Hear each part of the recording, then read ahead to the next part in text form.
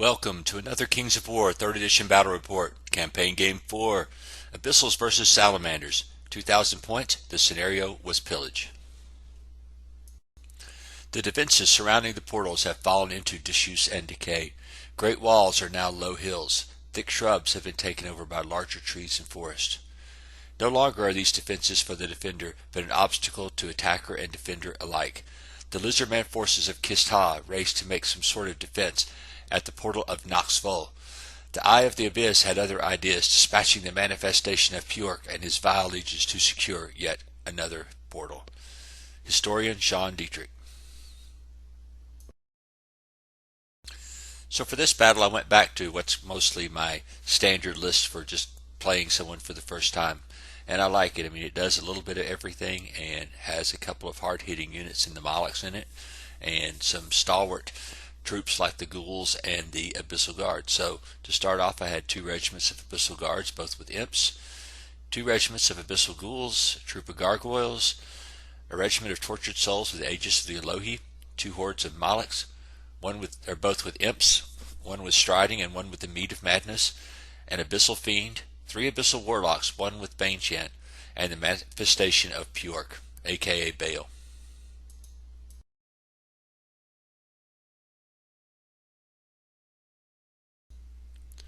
So I spread my tokens out this game kind of all the way across. You can see the one down here in front of my manifestation of Baal. He is setting on that one. There's one in the middle behind the edge of that hill, and there's one on the far right behind a little forest over there. So my goal this game was actually I'm just going to spread out and use some of my speed to snarf up these objectives. So on this flank, the manifestation of Baal, a regiment of Ghouls. In the very middle is one of my Abyssal Warlocks. Behind the woods is a unit of Gargoyles. From the other side, looking back toward the middle, we had the Tortured Souls and another unit of Ghouls, one of the Abyssal Warlocks, my first unit of Abyssal Guard, yet another Abyssal Warlock, both hordes of Molochs holding up the middle. To the left of the Molochs is 1 unit of Abyssal Guards, and then to the left of them is the Abyssal Fiend. You can see again, you can see the Gargoyles in the middle, but I was just trying to show you from this end of the table instead of trying to show you from the long end of the table.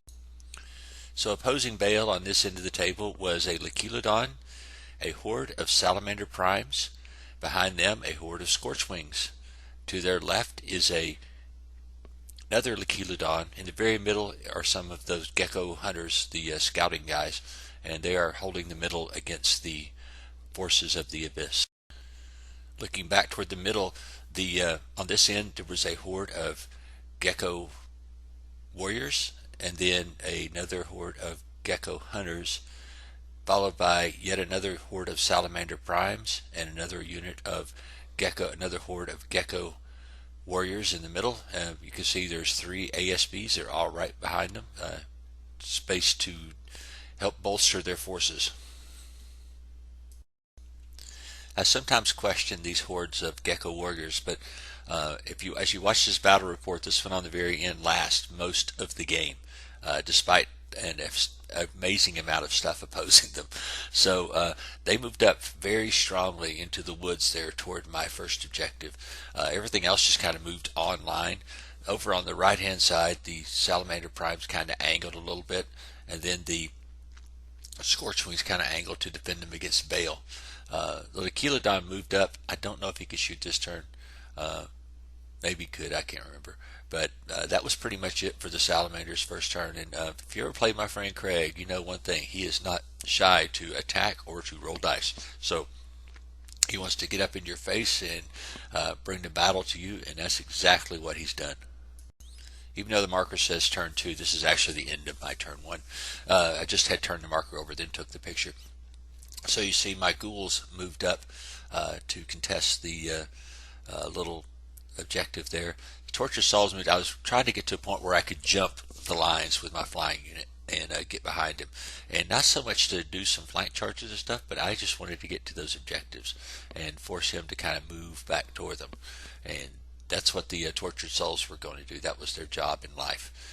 Like I say, everything else just moved up. I shot some fire bolts at his gecko hunters, did a couple wounds, but didn't do anything else. But you can also see down here this abyssal warlock. I screwed up with him. I did not move him up close enough to inspire my abyssal ghouls, and that's going to come and bite me in the butt very quickly. Over on the left hand side, I went ahead and just moved my ghouls up behind the hill to hide, because there's no reason to get shot, because I'm really having, my whole plan for them is to move over and hold that objective so Baal can go do something else. Probably should have just deployed them over there to begin with, but you know, when you deploy, sometimes you don't have that great of a plan to start with, because, you know, I mean, I thought for a while he was going to leave his leftmost token undefended, and I was just going to march forward with those ghouls and take it from him. Alright, the mistake of not moving my abyssal warlock close enough cost me my unit of ghouls, and that was just stupid. There was no reason not to have been that close. I've got so much units of so many things of inspiring in this army, and not to have one close was just dumb. So anyway, the abyssal ghouls are gone. He just backed up on the objective, and everything else just kind of moved forward. Now, this game I had a pretty significant speed advantage against his infantry. Yeah, I only moved 12, but he only moves 10, so that's going to let me have some charges at some point in time. Either you're going to have to sit back and hold off, or I'm going to have to attack. But either way, I'm in pretty good shape because of the speed of the Molochs versus his Salamander primes. Alright, this is just another view so you can see the rest of the battlefield. My Abyssal Fiend and the Warlock just kind of stood in the middle there. He was kind of the bodyguard for the Abyssal Warlock this game. Craig moved everything forward. It was going to be one of these Armageddon turns where everything's going to charge, because he's so far up in my face I either have to back off or I have to move forward. In this case I had pretty good matchup, so I decided it's time to move forward on my turn too. On this end of the table you can see that Baal is holding his objective and lighting up the Keelanon for a few wounds with his lightning bolt spell. So the manifestation of Pyork grunted, and the entire forces of Abyss army charged forth into battle.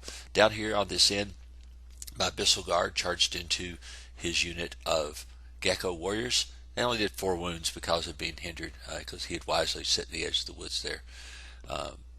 The 2 Abyssal Warlocks had lit up that unit of hunters again. In the middle, the first unit of Molochs, they just rolled out their butt. I think they did 14 wounds to that horde of Salamander primes, and was in danger of one-shotting them. Up on the hill, I think I did really well there too, like 8 or 9 wounds to those geckos.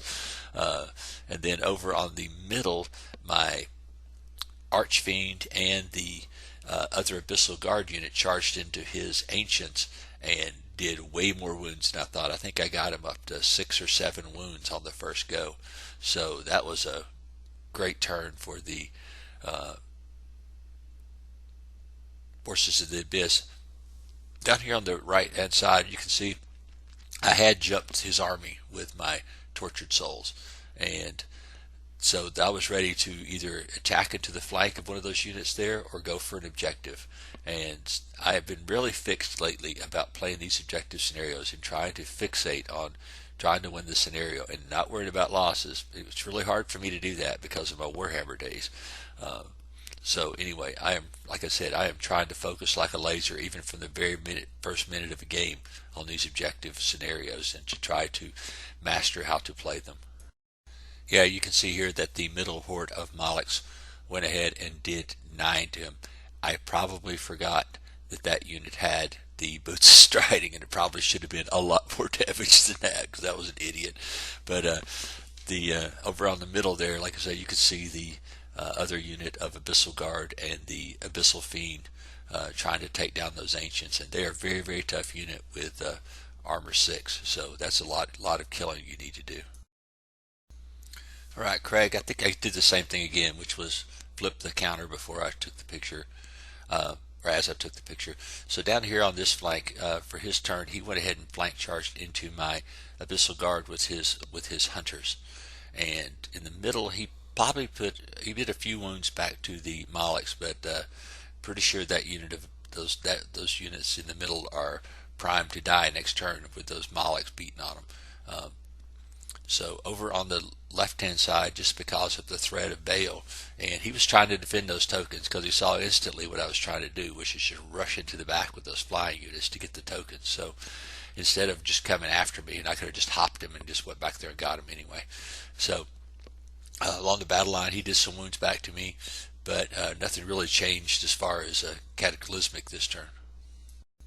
So the Abyssals went on a show of raw killing power yet again. Down here on the right hand side, the Abyssal Guard jumped the geckos up to 11, and so they were rocking, and I had used my regeneration and stuff to get my Abyssal Guard back to, excuse me, only 3 wounds.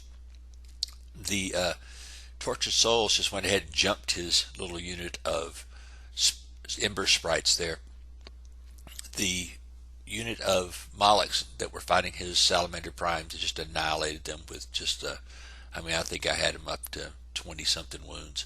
And so I was thinking about moving toward the middle toward that objective, but then I realized that this objective down here is in serious danger with those 2 units attacking it. So I went ahead and just spun the Molochs around to come down here and secure this objective, because like I said, he still has a horde down there, and then he has my unit flanked, so anything can happen at this point.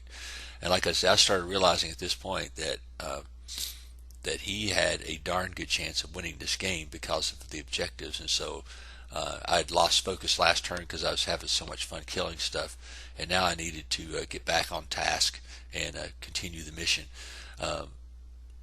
In the middle, I busted through that. I'll show you another picture. So you can see in the middle, I did bust through that unit of Gecko Warriors and are moving toward the other objective. Now, my mistake here, and there might have been a couple of beers involved, was I thought, there's no way I'm going to overrun or leave my flank open for that unit of Scorchwings to, and I'll be damned if I didn't roll a 6. I mean, it was like the only number that I could have rolled to expose my flank, and I did it. And so you can see that's kind of a mistake there.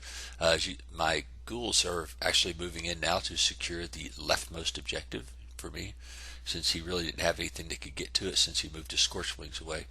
The gargoyles had been hiding the entire game and moved up to take the secure that objective on my side so that I could continue moving to the ones on his side. There was still a general scrum. I mean, those ancients are tough dudes with their armor, and even though I had 2 pretty good units against them, I just could not get rid of them, and so that was unfortunate.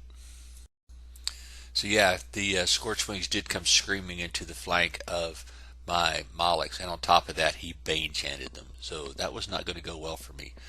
He got my Abyssal Fiend up to, again, 7 or 8 wounds and wavered him, but since he has Fury, it doesn't really do anything. And after the turn, he moved his Salamander Primes over there to better secure that 1 token, because I was trying to sneak in there with Baal and get one of those 2 that are hiding back there in the back. I probably waited 1 turn too late to really exploit that, which was dumb. But anyway, this was the turn. Like I said, the Molochs were annihilated by the Scorchwing unit, and I think it's the first time I've ever lost a unit of Molochs in this campaign game so far, so oh well.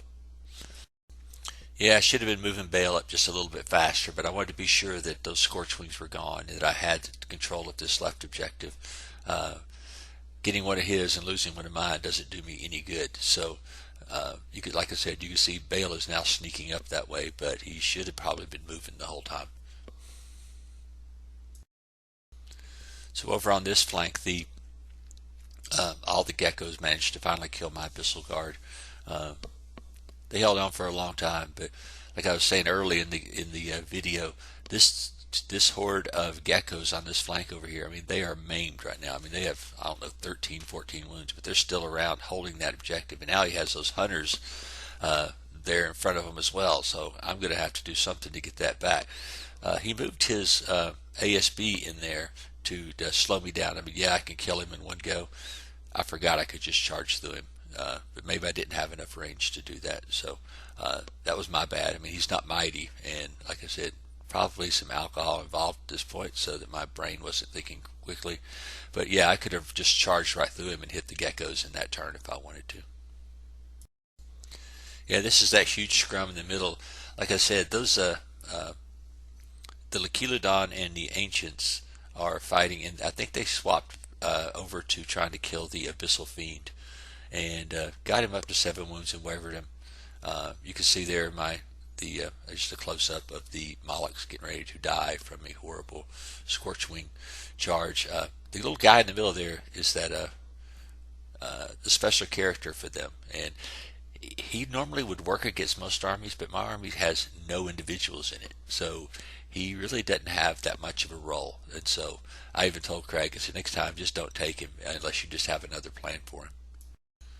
Yeah, so now the Molochs are dead, and he just kept those Scorchwings there to threaten. I mean, my Tortured Souls were kind of surrounded by everything. I had the sprites in the back. He had the Scorchwings in the front. His hunters moved up into the woods there, and like I said, I had to do something this turn in order to get the other objective, because right now I have solidly have two, not 3, not 4, so I have to get some objectives in the final few seconds here to actually at least tie this game.